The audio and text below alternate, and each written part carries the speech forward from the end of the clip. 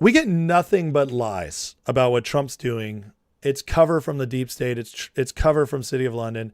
They want to keep you distracted. They want to keep you dooming. They want always to keep you believing that we're not winning, that nothing's happening, and none of it matters. Why? Because the only way they win is if you give up. And here is just more proof of it. The Iran, this whole MOU, this ceasefire, it has been nothing but a smorgasbord of attack from the media and from neocons and the left against what Trump's trying to do. And there's a reason for that, because this is actually reshaping the Middle East and from there, all global politics in a way that's very good for the U.S. They want you to think Trump's accomplished nothing except for he is accomplishing more than is on the front pages of everything. Right now, Ida Turan reports from Iran. The regime is in chaos right now. Some people told Trump they want a meeting tomorrow in Doha while others are denying it.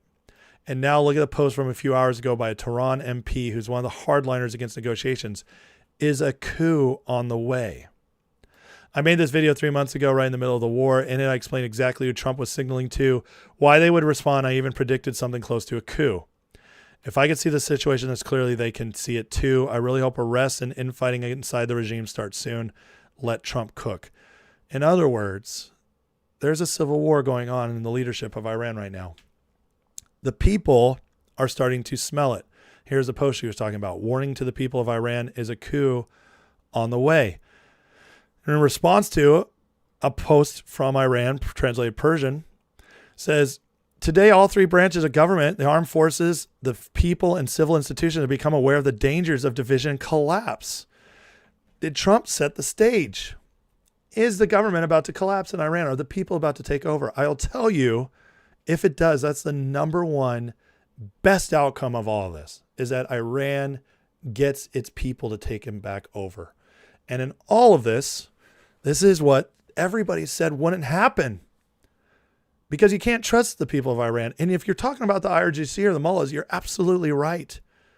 But what Trump's doing, all this back and forth, all this deal or no deal, all this, we got a ceasefire. Oh, you bombed, you attacked something. We bomb you. All this chaos. Turns out there's a method to the madness. Turns out there's something's working in all of it. And it's that it's driving the government and the factions in Iran crazy. And it's weakening those who had the most power, which is the IRGC. Trump might actually pull this off. And now we're getting it from actual Iranians who are trying to tell us that Trump, like it says right here, let Trump cook, that Trump's actually doing it. Isn't that amazing? City of London is losing bad right now. And their hope, their only hope, is to get Trump stuck and to try to turn the people against him. Neither one's working. Trump is navigating this masterfully, despite the chaos that it appears to be. It's actually working. So let the man cook and let's see what comes out of it. Now, this is just one part of the puzzle.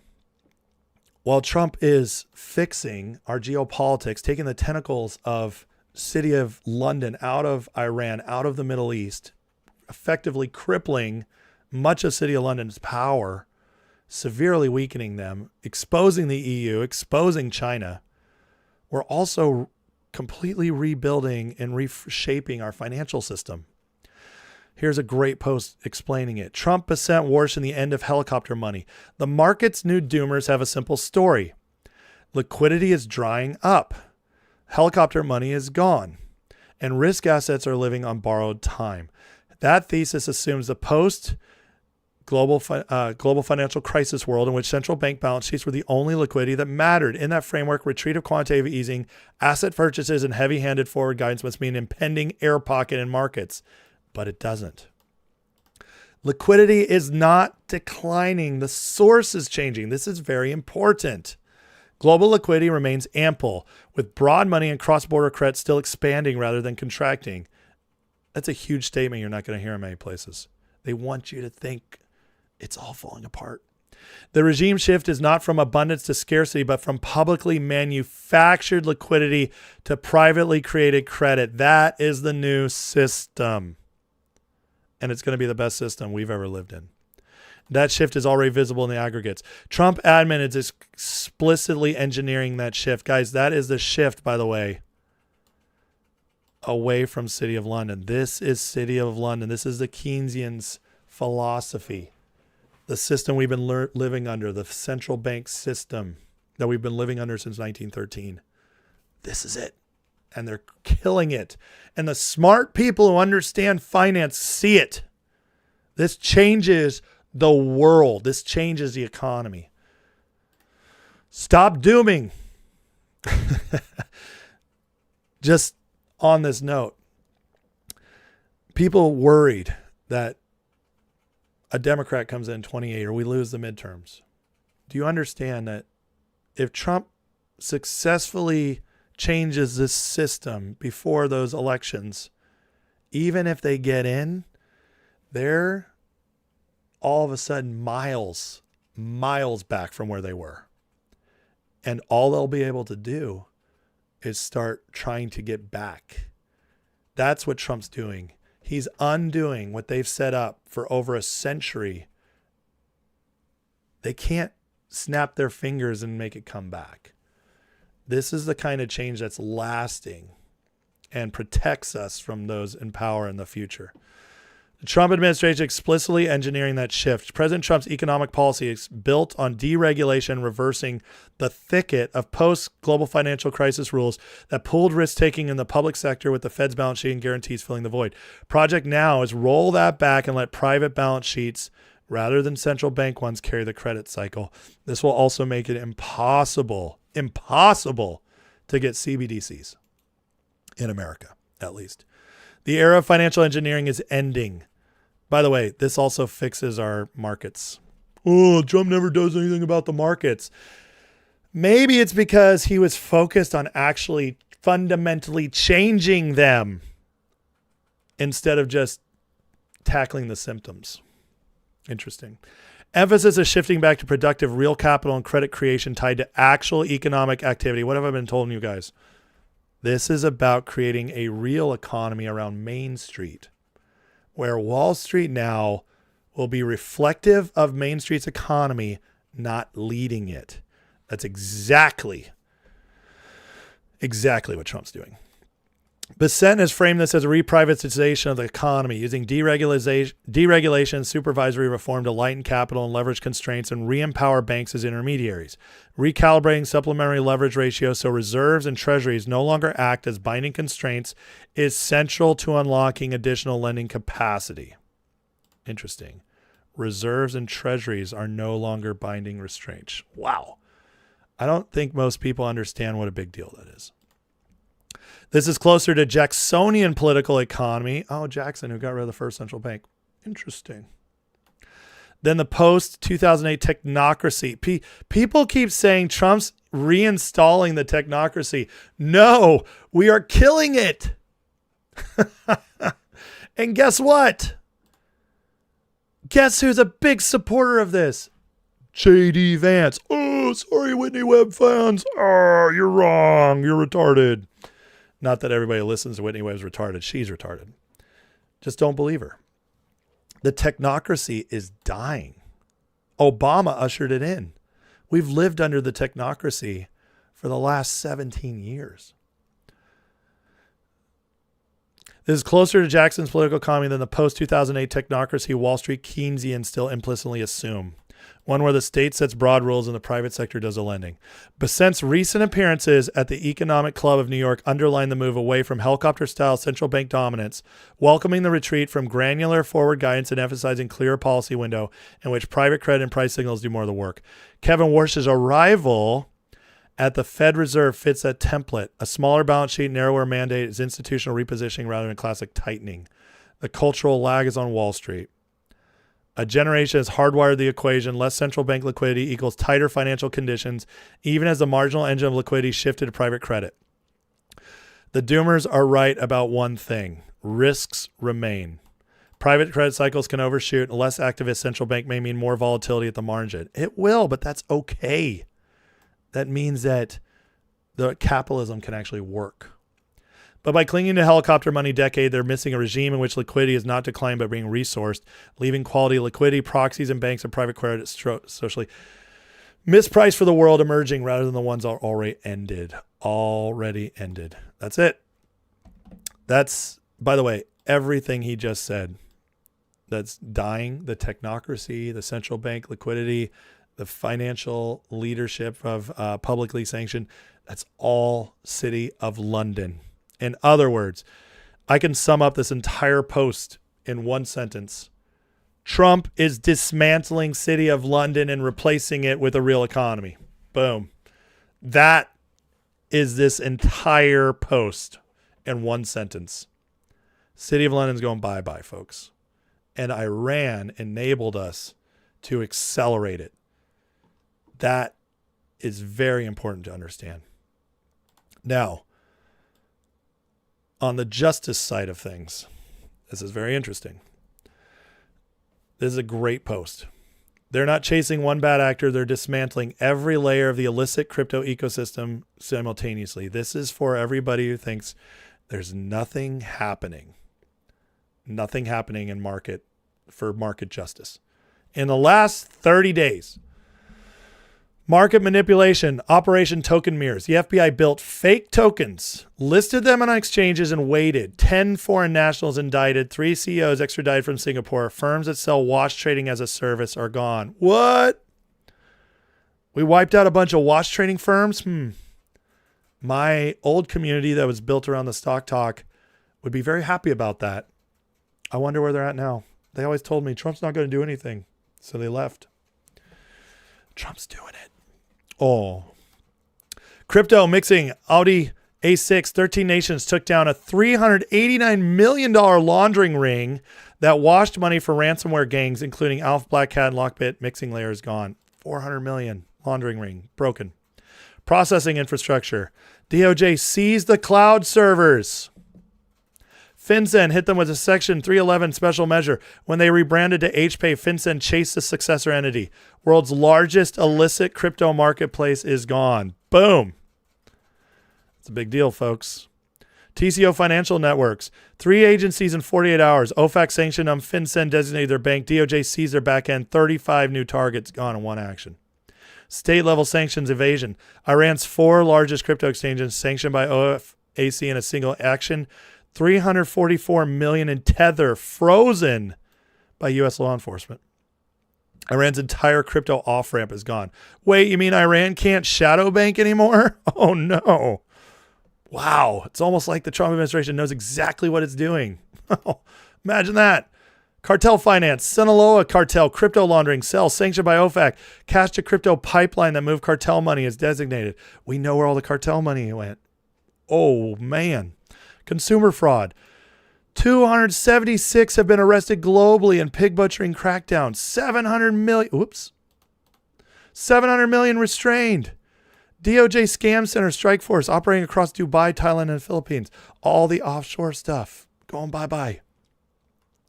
Ponzi pyramid, Forsage, co-founder Lola Ferrari extradited from Thailand. $340 million scheme. Over 80% of participants lost money. Blockchain analysis proved it mathematically. 8 layers, 8 simultaneous operations. Every single one of them uses blockchain analysis as prosecution backbone. They told you crypto can't be regulated. They were right. It can be surveilled, traced, frozen, seized, and forfeited without asking permission. Holy smokes. Guys, you understand what this means. This means that no one can get away with the fraud anymore. No one. All this stuff is tracked. And the Trump administration is cracking down on all of it. Now, I'll tell you this. It's always been tracked. They were just letting it happen before. But for everybody who says the Trump administration is not doing anything, they are shutting the doors on all of this offshore banking, wash trading, illicit scandals with market manipulation, crypto, you name it. They're cutting them off. And you know what this does? This sends shockwaves out there where everybody, guarantee you, all the criminals see this and they are getting scared right now. They're scared, which means a lot of it will stop. Let me go to this one. Here's a big one. Ji Wengwei, 30 years, SDNY. SDNY, why is that interesting? That's where Trump's guy is. Jay Clayton, the guy who's going to take over ODNI after Pulte. Same courthouse, same pattern, Silk Road. OneCoin Greenwood got 20 years. Wow. $1 billion in fraudulent crypto vehicles. He got 30 years. Longest sentence in crypto fraud enforcement. Fraud window, 2018 to 23. That's the accumulation phase. DOJ watched, mapped the money, built the case, closed the door. Oh, nothing's happening. Self-exiled Chinese billionaire gets 30 years in prison for fraud conviction. Boom. It's happening, folks. It's happening. Stop blackpilling. Stop blackpilling. SDNY is now running 3 major financial crime operations simultaneously. JP Morgan Chase and the Iran Supreme Leader money flows. Oh, that's City of London shadow banking right there. Goldman Sachs and the Singham. We covered this yesterday. Neville Singham. CCP, $300 million pipeline. Going after him. And then Guo just got sentenced. 3 cases, 2 banks, 2 adversary nations, 1 courthouse. And all of it, City of London system. Boom. Guys, why are you blackpilling? Why are you blackpilling? All this is going on. Arrests. Reshaping of our entire financial system. Iran. People. The government's about to collapse. Trump is orchestrating all of this. And while he's doing all of this, we're also getting stuff like this. The first congressional hearing on MK Ultra since 1977. What? Are you kidding me? Exposure. Exposure means justice isn't far behind. So listen, guys. Trump is fundamentally changing the world right now. He's fundamentally changing our economy. These are things that cannot be undone quickly. He is undoing hundreds of years, and at least in our economy, 100+ years of manipulation, control, corruption, collusion. He's undoing all of it. It's all unwinding right now. Bad actors getting caught, people being put on blast, fraudsters being realizing we are being tracked. All of it's happening right now, and nobody's talking about it. You're not seeing this on Steven Crowder and Tim Pool. I'm sorry. Not that those guys are bad. You're definitely not seeing it on Tucker Carlson and Megyn Kelly, Candace Owens. No, they just want to talk about Erica Kirk. Want to talk about Trump's the Antichrist. Alex Jones wants to tell you World War III is about to happen. You don't get real news, are you? Meanwhile, Trump is fundamentally changing the world, not our nation, the world. But it starts here. It's best for here. You can't undo this stuff, guys. You have to rebuild the systems. And that takes a long time. So God forbid, a Democrat comes into power in 2028. It's not going to happen, but let's pretend. God forbid it happens. Yeah, they do some crazy stuff. They stack our Supreme Court. They do other horrible things. Make DC a state. Give them more electoral votes, a couple more senators. They stack the deck. It's still going to take them decades to get back to where they were before. So it'll suck. It'll make our fight that much harder. They're going to impose a lot of other crazy stuff. But the fundamental shift, the foundation of what they built this all on, Trump is dismantling.